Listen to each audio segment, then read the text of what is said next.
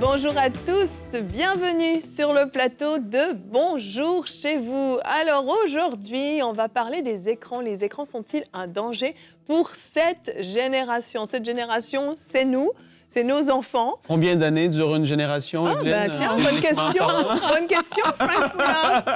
Instruis-nous. Instruis-nous. Dans les psaumes, on peut voir que les hommes les plus robustes vont se rendre jusqu'à 80 ans à peu près. Donc, il y a discussion. Il y en a qui vont dire que ça peut être 50, il y en a 70 à 80. Ça varie d'une génération à une autre, je dirais. On peut mettre nos enfants, nos parents et nous-mêmes dans cette génération. C'est bon? Ça passe? Oui, ceux qui sont nés depuis 1947. OK, 46, désolé. Merci, Frank, pour cette précision existentielle. Belle intervention. Très doctrinale. Tout à fait.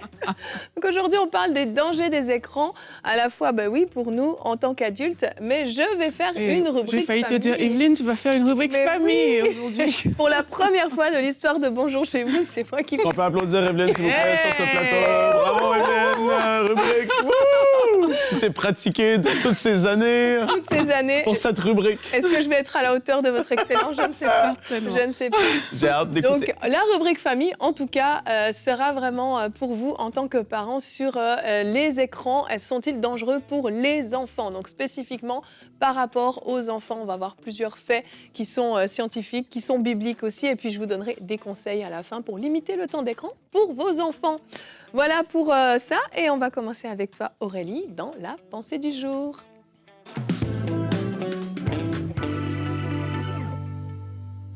Aujourd'hui, j'aimerais vous dire que votre vie va suivre le cours de ce à quoi vous êtes exposé à longueur de journée. La Bible nous dit dans Proverbe 23 au verset 7 que l'homme est tel les pensées de son âme. Et lorsqu'on est exposé à un certain type de contenu, ce que ça va faire, c'est que ça va créer des pensées. Ces pensées vont créer des actions. Ces actions elles-mêmes vont créer des habitudes, un caractère, et ça va nous conduire comme ça vers notre destinée ou pas. Et vu que nos pensées viennent de ce à quoi on est exposé tous les jours, plus tu vas exposer ton âme à des choses qui ne glorifient pas le Seigneur, et plus tu vas voir que tu t'éloignes du chemin que le Seigneur a prévu pour toi. On s'éloigne comme ça parfois même du temps avec Dieu, de la vie spirituelle et tout, parce que toutes ces choses qui ne glorifient pas Dieu vont constituer des distractions. Et on retrouve où ces choses-là? On les retrouve généralement derrière des écrans, que ce soit au niveau des jeux vidéo. Peut-être tu es en train de jouer ton jeu vidéo violent tous les jours, mais tu vas réaliser que sans le savoir, tu es en train d'emmagasiner de la violence. Et il y a des choses comme ça qui vont plus te déranger. Peut-être tu passes tes journées sur les réseaux sociaux et tu peux voir que peut-être la convoitise monte dans ton cœur, tu ne te rends pas compte parce que tu es toujours en train de regarder un peu à gauche, à droite, les dernières tendances de l'heure. Pour d'autres, ça peut encore être autre chose. Ça peut être même des vidéos malsaines. On sait qu'il y a plusieurs personnes même qui ont eu besoin de délivrance parce qu'elles ont été exposées, par exemple, à des contenus pornographiques, à certains types de vidéos. Bref, il y a tellement de choses qui existent aujourd'hui. Et plus tu vas focaliser ton attention sur ces choses, tu vas voir que malheureusement, ta vie, si ces choses sont négatives, va suivre le cours de ces choses. Moi, personnellement, dans ma propre vie, j'ai été reprise par rapport à une série télé que j'aimais beaucoup. Et dans cette série, je ne vous dirai pas le nom, mais on voit comme ça une histoire d'adultère entre un homme et une femme. Et dans la série, on te fait comprendre que en fait, la femme du monsieur n'est vraiment pas gentille. Et il a raison, en fait, d'aller avec sa maîtresse. Et sans le savoir, tu es en train d'accepter à l'intérieur de toi que l'adultère est bien, parce qu'en fait, cette femme n'est pas gentille. Et si on regarde dans le monde, on peut voir qu'il y a beaucoup de choses qui nous énervaient au début, qu'on n'aimait pas du tout, auxquelles on a dit non.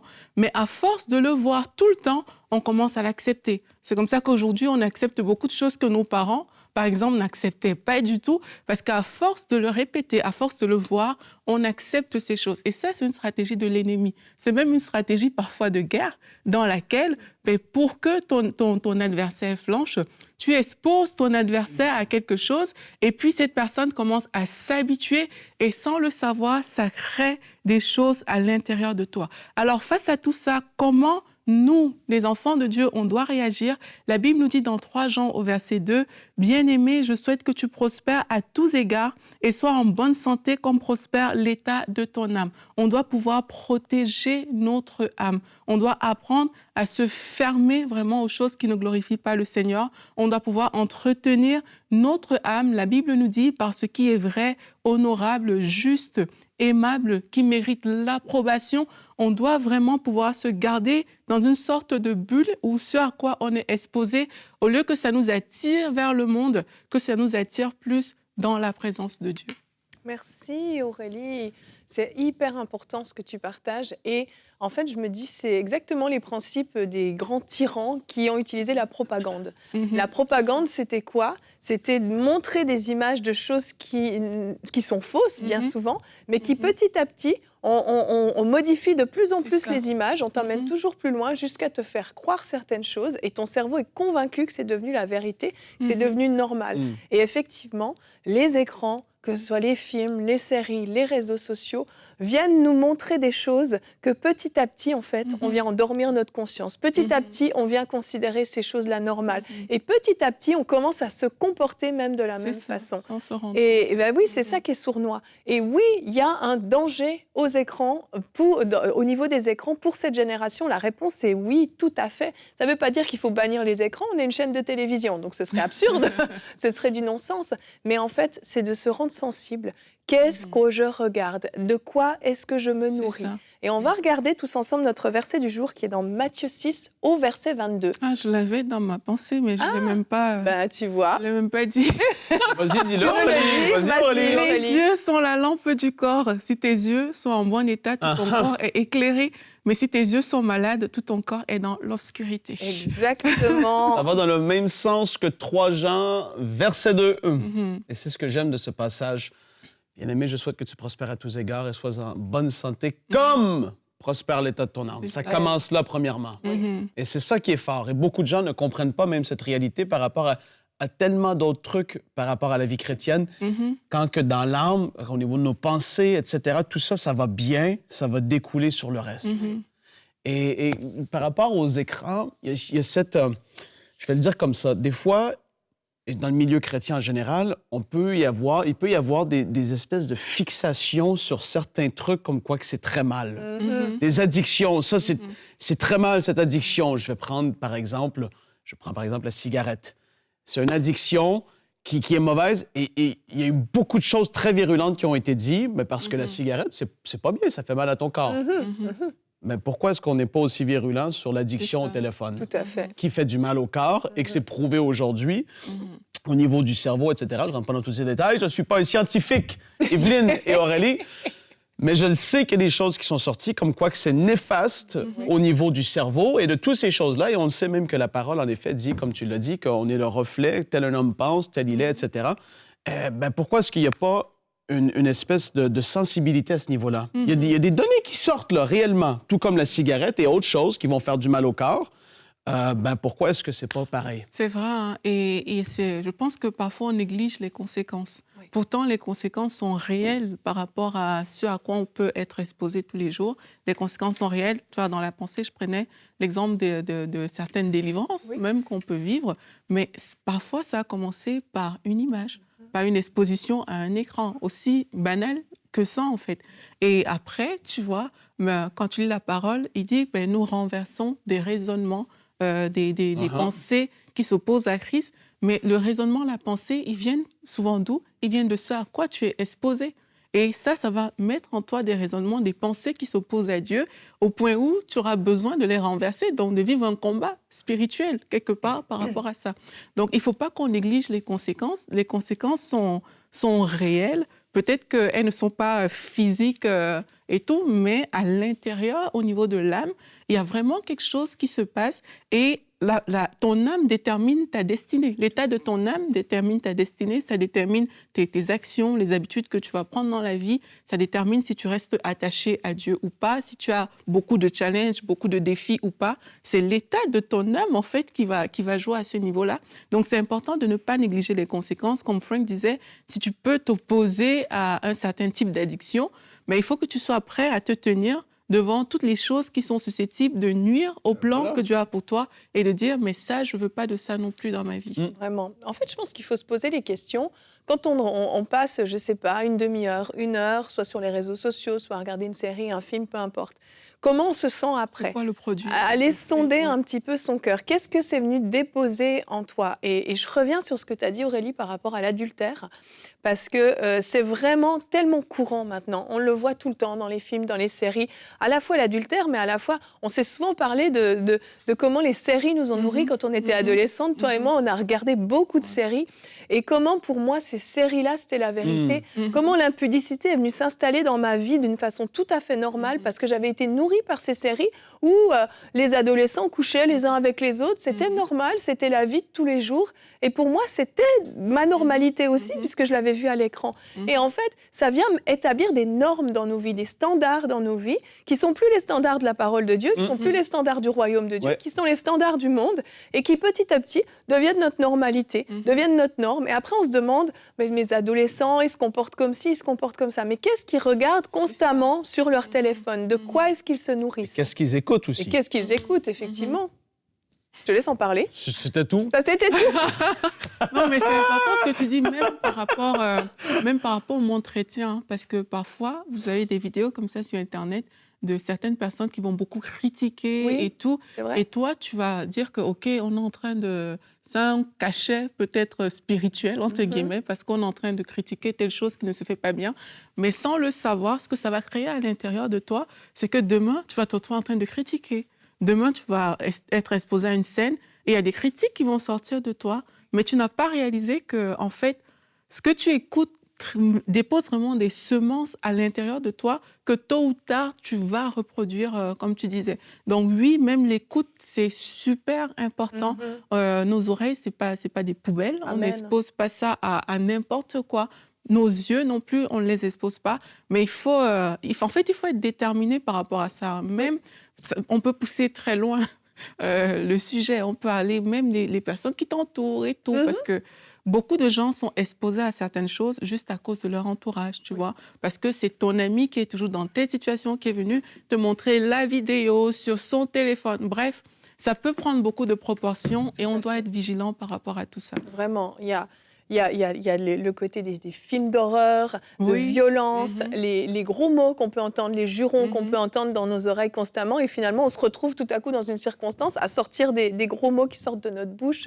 Il y a toute l'inspiration. Effectivement, il y a énormément de choses.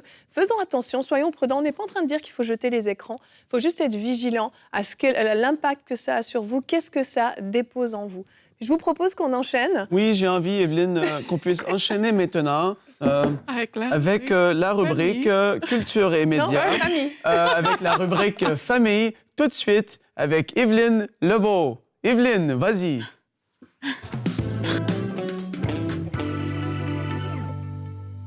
C'était ta meilleure introduction, Frank. Merci beaucoup, Frank. Il a fait l'effort. Donc, on va voir ensemble, est-ce que les écrans sont dangereux pour les enfants? Et avant de rentrer dans le vif du sujet, on va regarder ensemble des statistiques qui, personnellement, m'ont horrifiée, je vous le dis tout de suite. Et en fait, c'est la moyenne journalière de temps d'écran en France pour les enfants. On va regarder ça ensemble. Donc, les enfants de 0 à 2 ans, la moyenne d'écoute devant les écrans, c'est 3h11. Pour les enfants de 3 à 6 ans, c'est 3h40.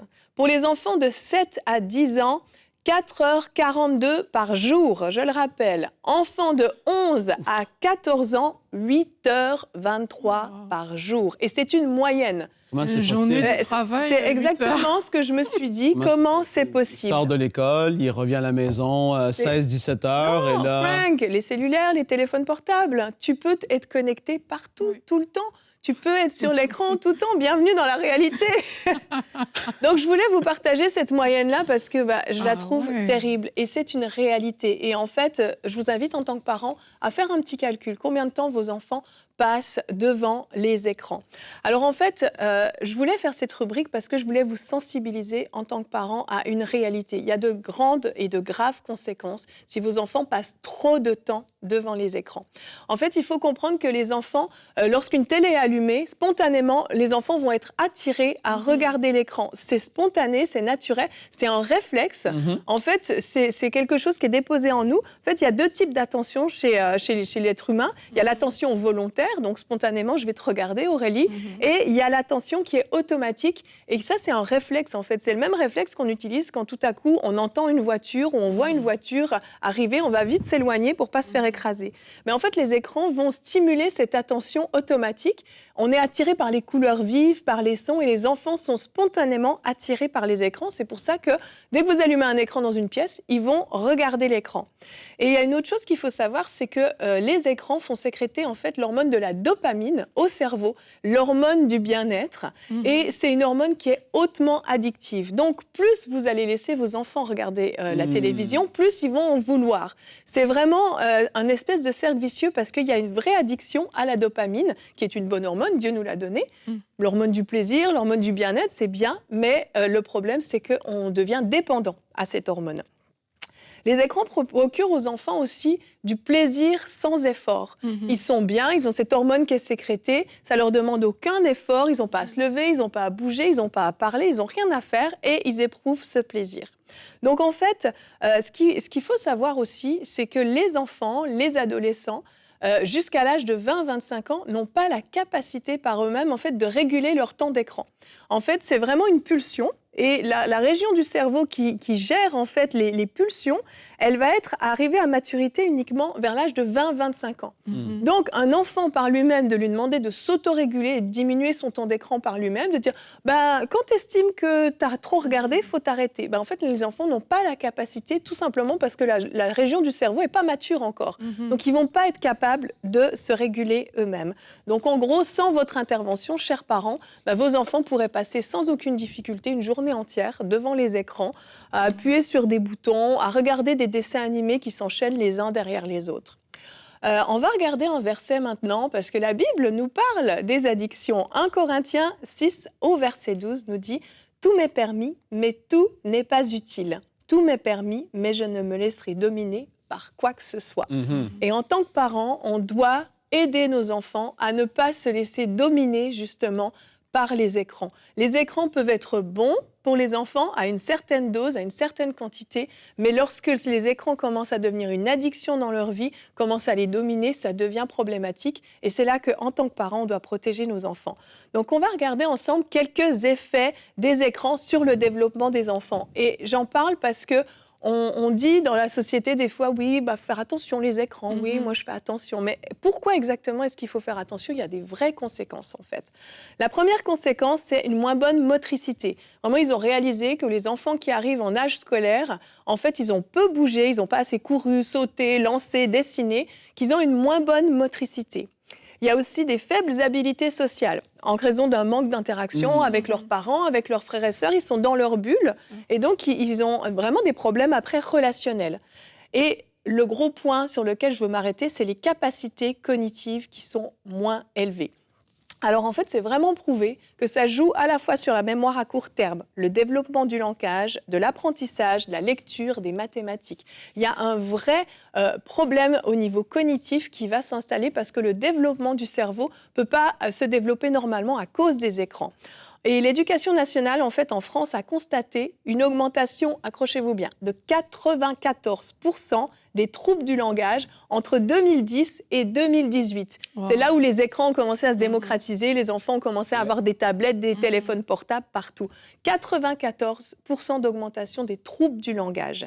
Et en fait, les enfants, ils apprennent lorsqu'ils entendent parler, lorsqu'on communique avec eux. Et les écrans parlent, mais ils ne voient pas forcément la bouche qui s'agite et il n'y a pas de répondant, il n'y a pas d'interaction. Donc il y a vraiment des retards de langage chez les enfants. Les écrans peuvent freiner, voire arrêter le développement des enfants. C'est des preuves scientifiques, je n'ai pas sorti ça de n'importe où, ce sont des médecins qui sont arrivés à ces conclusions. Et en fait, au point où, dans certains cas, lorsque l'exposition aux écrans est trop prolongée, il y a même en fait des symptômes qui ressemblent comme 2 gouttes d'eau à ceux de l'autisme. Et certains enfants ont même été diagnostiqués avec de l'autisme. Et en réalité, en fait, lorsque les écrans ont été retirés de leur vie, En quelques semaines, l'enfant a commencé à être capable de formuler des mots, de regarder dans les yeux. Et il y a eu une vraie transformation, mais en quelques semaines, littéralement. C'est quasiment du jour au lendemain la transformation qui s'opère. C'est impressionnant, j'ai vu un documentaire. La petite, elle ne parlait pas, elle ne disait pas un mot. 3 mois plus tard, sans écran, c'était une enfant tout à fait normale qui s'exprimait, qui communiquait. C'est une réalité, il y a des vraies conséquences. Alors, je veux vous rassurer, justement, c'est que les troubles du langage vont être réversibles lorsqu'on coupe les écrans. Mais il faut vraiment prendre une décision et il faut être ferme et je vous donnerai des conseils tout à l'heure.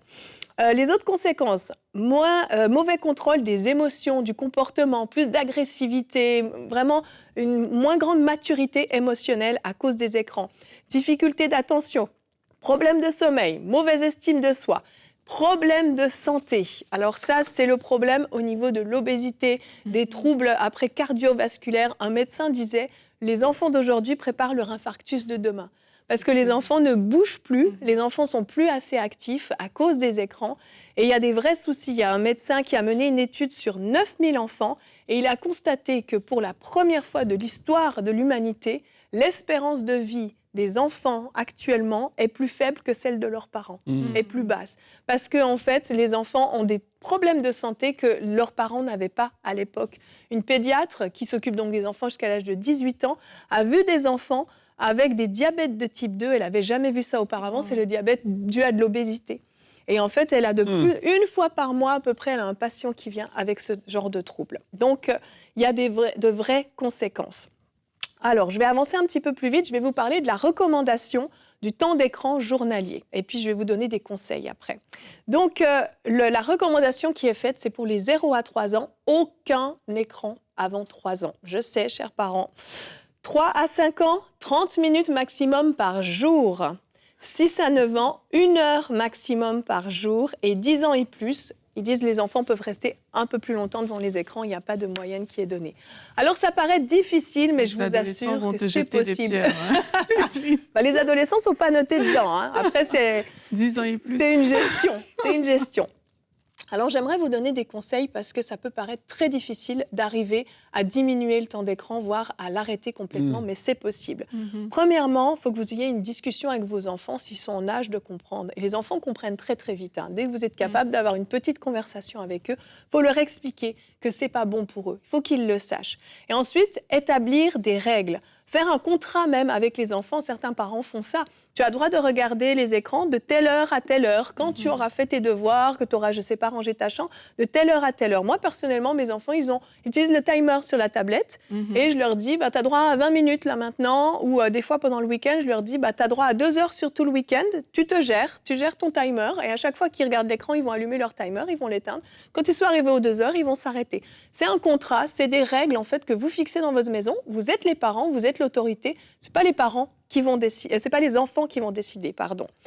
Stimuler les enfants avec des activités autres que les écrans, des bricolages, des jeux de société, des puzzles. Il y a tellement de choses qui peuvent être faites. Aller jouer dehors, peu importe. Ah oui, ça va peut-être vous demander de vous impliquer un petit peu, mais les enfants très vite apprennent à jouer tout seuls et à s'occuper tout seuls. Et vous pouvez vraiment mettre à leur disposition d'autres choses pour les stimuler. Prévoir des jeux pour les trajets en voiture. Alors ça, combien de parents utilisent la tablette et les téléphones pour tous les trajets en voiture? Ça devient la routine. Vous allez chercher votre enfant à la garderie, à la crèche, à l'école, et hop, vous passez votre téléphone à l'arrière et c'est fini. Il n'y a pas de discussion. Comment s'est passée ta journée? Il n'y a pas de petites chansons, de petits jeux en fonction de l'âge des enfants. Nous, en voiture, quand on part, on fait des longs trajets, on va prendre les tablettes. Je ne dis pas qu'on ne va pas les prendre, mais on va réduire encore une fois le temps. Ça va être seulement après avoir passé au moins 1 heure de route, ils vont pouvoir prendre leurs tablettes. Mais avant ça, on peut faire des jeux en voiture, on peut faire tout un tas de choses. On peut occuper les enfants différemment. Couper les écrans pendant les repas et apprécier ce moment en famille. C'est tellement important de pouvoir se regarder, communiquer pendant le repas. C'est pas normal que les écrans soient allumés. C'est pas normal que votre enfant n'accepte de manger que si vous lui mettez son petit dessin animé de Choupi préféré. C'est pas normal en fait. Votre enfant peut manger sans écran. Il n'a pas besoin des écrans pour manger. Il faut casser les habitudes.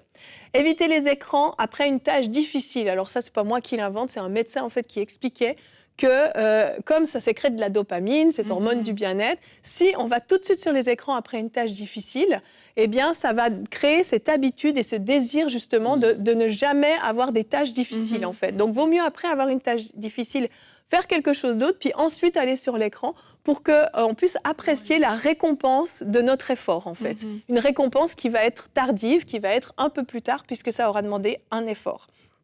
Laissez les enfants s'ennuyer par moment, franchement. Ça, c'est quelque chose que j'ai vraiment, vraiment appris. On me l'avait appris à l'école quand j'ai fait mes études, mais je l'ai vraiment vu. Vos enfants s'ennuient, laissez-les s'ennuyer, je vous promets. Leur imagination va se développer, ils vont trouver une idée extraordinaire. Mes enfants ont fait des choses incroyables quand je les laissais s'ennuyer. Je m'ennuie, pas grave. Tu vas trouver quelque chose à faire. Et moi, je continue de faire mes choses. Et tout à coup, ils vont aller se fabriquer une cabane ou ils vont aller faire je ne sais quoi. Ma fille, elle va sortir des trucs de bricolage, elle s'installe, elle commence à faire quelque chose. Ils sont créatifs, ils ont une imagination, mais en fait, on brime leur imagination et leur créativité en voulant toujours nous-mêmes les stimuler. Laissez-les s'ennuyer un petit peu, c'est pas grave. Ils vont trouver à s'occuper. Toujours utiliser les écrans en présence des parents. C'est tellement, tellement important et ça rejoint ce qu'on a dit en début d'émission. J'aimerais vous dire attention à ce que vos enfants regardent sur les écrans. J'ai rencontré beaucoup de parents dans ma vie qui m'ont dit, quand je leur demande « Vos enfants, ils font quoi? C'est quoi la routine du dodo, par exemple? » Je les couche et puis après, je leur laisse et puis ils ont la tablette avec eux. Il y a beaucoup d'enfants qui s'endorment avec la tablette. Mais j'ai entendu dernièrement un témoignage, un fils de pasteur. À l'âge de 7 ans, il a été exposé à une image pornographique pour la première fois. À partir de 7 ans, il a été addict à la pornographie. Il allait regarder les catalogues de lingerie de sa maman et ça lui procurait quelque chose.